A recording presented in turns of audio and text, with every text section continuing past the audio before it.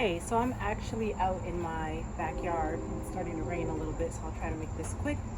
I am just out here checking my garden, and so I wanted to make a quick video to talk about how I started gardening, what I'm gardening, stuff like that. Um, Long story short, my mom had a garden when I was a little girl, and I remember it fondly, and I always dreamed of having my own yard and having my own garden. So when I bought my first house, I put a garden in the backyard, and now that I have my own daughter, I want to make sure that she kind of knows that same stuff about gardening that I knew growing up. I learned a lot about, you know, different vegetables and being able to tell them apart. And I don't remember learning it, but I just know a lot of things. And I know that's because of my mother, and that's because of her mother. I think there's also an importance to teaching young Black children how to garden in particular, and how to stay connected to the food that we're eating and where it comes from, and how to just eat better and eat without preservatives and pesticides. So both of my maternal grandmother's Black, my paternal grandmother's Black, and both of them also had gardens. So this is kind of a generational thing that I want to make sure that I'm passing down to my children as well, son included. My brother also has a garden, so they're passing it along on, all ends of the family.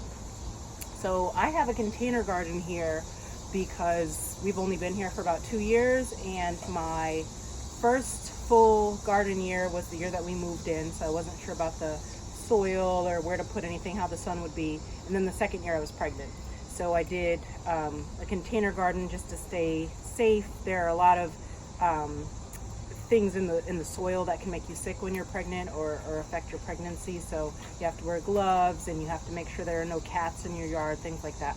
So I did a container garden. This is my second year. This year I expanded it a bit because I found out what was successful and what wasn't. The peppers and tomatoes and green beans all did really well. So I planted a few extra things this year to see how they would do. And it's been an interesting experiment, but it's gone well. I've been very productive in terms of cucumbers and tomatoes. The green beans are coming along now, but I planted pole beans thinking I had enough vertical height for them, but I'll show you what happened. Not quite. And I'll give you a little preview of my yard, and you can see what I'm working with here. And then I'll show you where I plan to put the container gardens next year, and then also do some beds along the fence here. So I have like the phone propped up against the fence right now. So I'm going to, I don't know if I'm going to flip this or just do it this way so you can still see me. So behind me is the wall of the house. It's kind of like a back door, and then I'm in like this fenced in area. Yeah, let me flip it so that you can see. I can see what I'm showing you. Oh, it doesn't let you flip it once you're already recording. All right, that's fine. So yeah, this is the side of the house where I get the most sun. So I've planted everything over here because that first year of experimentation, that's what I learned. So if we walk back into the yard here, this is the narrow side yard. And then I have a larger backyard, and that goes around the side of the house over there. And then like this fenced-in patio thing. But the sun's not as good here. Throughout the day, a lot of shade creeps through, and the quality of the soil isn't that great here either. I think that on this side of the house, because of the sun, and that's also where our solar panels are. We have solar on the roof. There's like a raised area, a slight hump in the middle, and I believe there was a raised bed there at some point because they found the same thing about the light. Anyway, let me be fast because there are raindrops falling on my head. So that is watermelon. These are watermelon vines here. I did not anticipate that they would grow up onto the screen. And then I did not come out here and put my little bootleg trellis system. These are like $11 on Amazon, so they're cheaper than actual trellises. And I planned to create these little watermelon bras for all the watermelon as they grew, but I only put one together. So these are struggling a little bit. There are some watermelon down there, And then I got one good one harvested and one cracked because it had too much water. And then another one had a hole in the bottom, like I think something got to it. So I might get one or two more out of this. This is more of an experiment in this yard. So learned a bit. And then you see they're climbing on the house here. So there's like a watermelon hanging from my gutter, which is kind of funny. These are cherry tomatoes. These are sun gold. This is, and then I have marigolds growing in each of my tomato containers because those deter pests.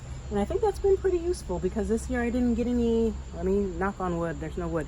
I didn't get any tomato worms this year so far. So these did well. I pruned them recently, as wild as they still look. This is actually pretty mild compared to how they were. This is a banana pepper tree. It's gotten huge. So actually, let me see if I can put this down. You can see how big it is compared to me.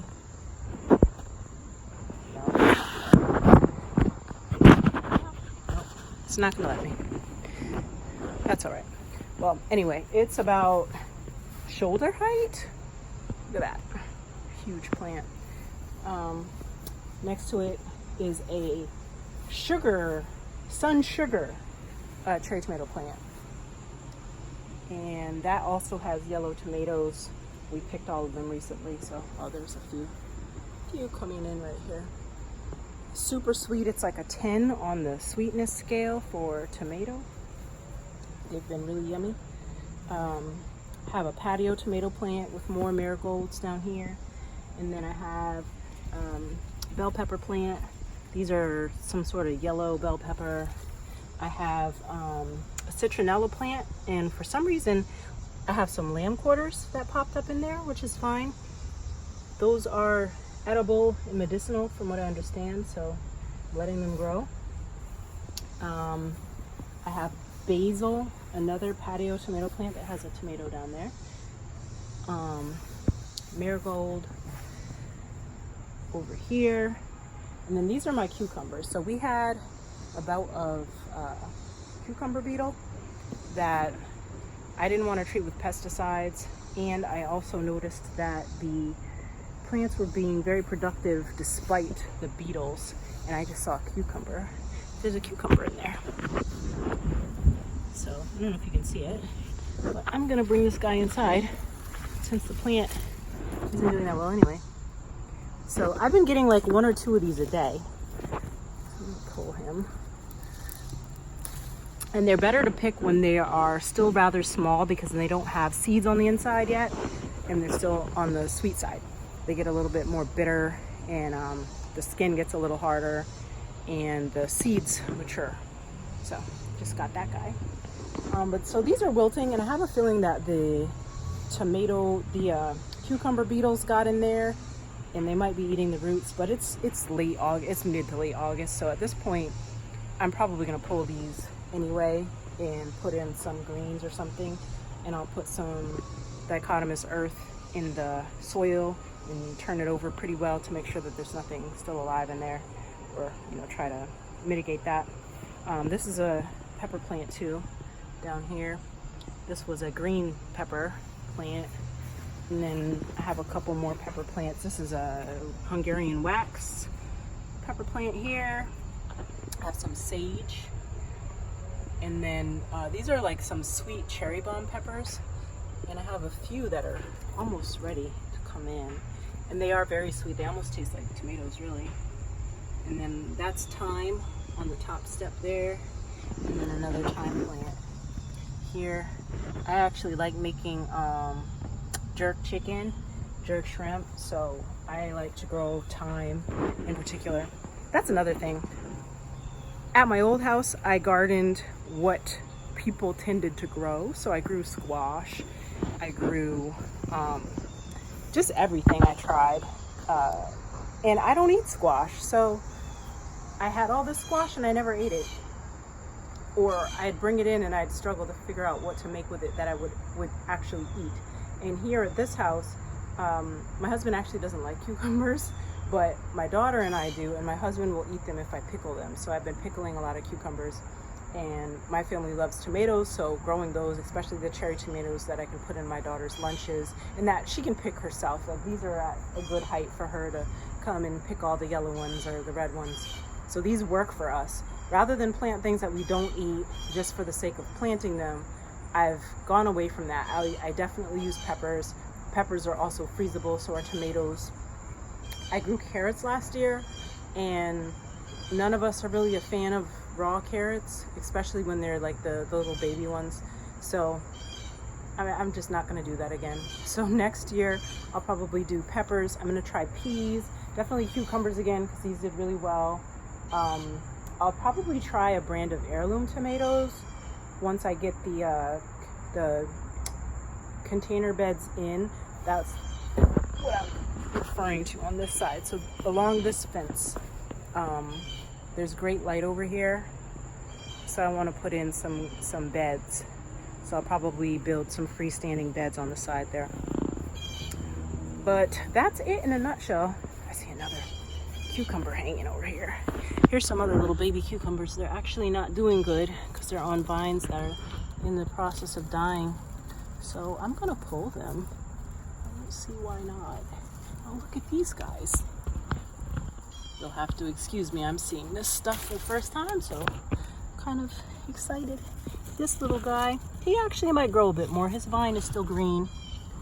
And then there's a little warped guy over there. And the shapes of these is telling me that these are not doing well any longer. So I might as well pull them as soon as they're edible. So bringing two guys in. Probably bring a couple banana peppers in too, because these, I have some turning red. And eventually almost all peppers will turn red if you leave them on the vine, but you can pull them. This guy has purple and he shouldn't be. I don't know what's up with that.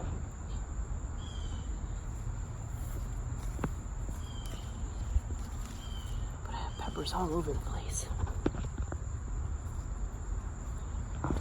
I'll probably bring a couple of these guys in. Bring this guy.